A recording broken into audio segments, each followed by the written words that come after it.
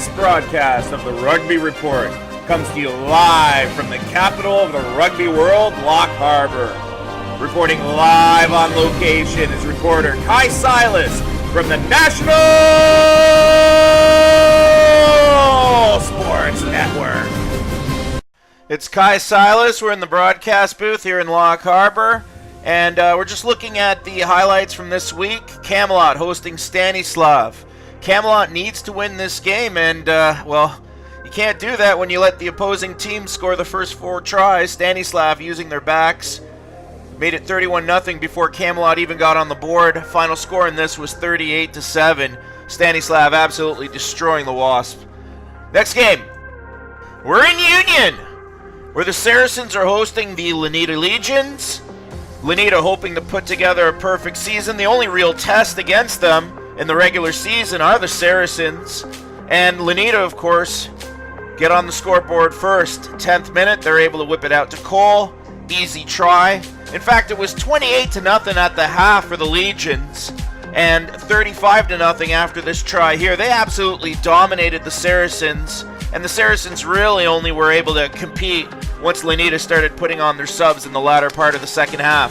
Final score 21-35. Next game! We're in Rockyedge, where the Tigers are hosting the Esato Crocodiles. This is a game which shows two teams going in complete, utter opposite directions. The Tigers are showing what teamwork means. They were able to score 6 tries this game, all by 6 different players. And again, you'll see how they're doing. Total unselfish passing. This try was scored in the 12th minute to make it 7-0. This try here is one of the best tries you will see in this game. Completely unselfish play. Made it 14-0 in the 18th minute. Fast forward to the 25th minute. Esato with their own line out. And again, we're going to pass it out. We're going to pass it out. And right here, he could have gone for that try, but he wanted to make sure they got the points. He didn't want to get tackled out of bounds.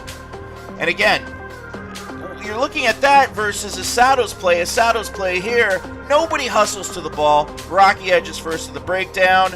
Double team there, pass it out. Try scored, 28-3. Final score 45-24. Again, 6 different tries scored by 6 different players.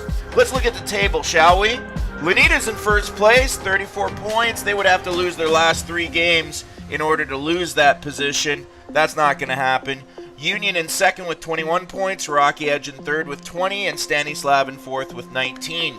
Camelot's on the outside looking in with 7 points. They have to win their last 3 games basically and hope for another team to lose their last 3 games. That's not going to happen. They play Union next week.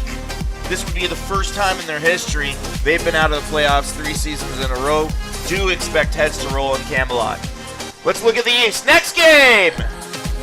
We're in Lock Harbor South, where the Blues are taking on Athens, and somebody's going to score. It's the 2nd minute. Blues are pressing, but who wants it more? The Invaders! Get it out to the veteran Perencola. Nice little fake there, and he's gone. The convert would put Athens up 7-0, and if you're a Blues fan, okay, you're a little rattled, but you're okay. Fast forward to the 21st minute, and again, Athens wants the ball more. They're at the break ground. Horrible tackling by the Blues. This puts it to 14-0 for Athens. Do we have an upset? Well, you got to see the turning point of the game. Coming up here, 34th minute. Nice little up and under kick. Athens collects it. Passes it to Spanger, who was questionable for this game because he was injured last game, but he played, and he got injured again. And again, he was the one who was spearheading a lot of the good play by Athens. He's out. From there, the Blues were able to completely dominate. 52-21 for the Blues. Next game! It's 5th versus 4th place. Port hosting Magna. Port really need this win. They're 4 points out of a playoff spot with 4 games remaining at the start of this. 15 minutes in, it's Camus, the veteran winger, who's able to get the ball, slip a tackle, and run it in, making it 7-0. after his teammate slipped that tackle. Fast forward to the 43rd minute, and it's Martin able to slip a tackle. The 8-man ties it up, 7-all. Fast forward to the 70th minute, and it's Judah, the winger. A drop kick. Does that give Magna Carta the win? Fast forward to the 82nd minute. And Port, in injury time, are able to get that ball off the ruck, off that phase, whip that ball out to the corner. Toby Toba scores the winning try! 14-10 for Port. Next game! It's second versus first in the East. Sacredicity, home to Lock Harbor North Dragons in the pouring rain. No doubt this is going to be a preview of the Eastern Final. Lock Harbor North breaks out to an early lead 9 minutes in. Beautiful try coming up by DeMarches, the 28-year-old winger. But Sacredicity would keep pace with the Dragons for most of the game. Here in the 12th minute, Technorki is able to score a try off some great team play to tie up the score at 7-all. Both teams, in fact, were going back and forth against each other until the Dragons were finally able to put it out of reach in the 72nd minute, scoring the winning try by who else? Superstar Manley, making it 28-14. Sacredicity would score a late try. Final score 21-28. Let's look at the final standings after Week 7 in the East.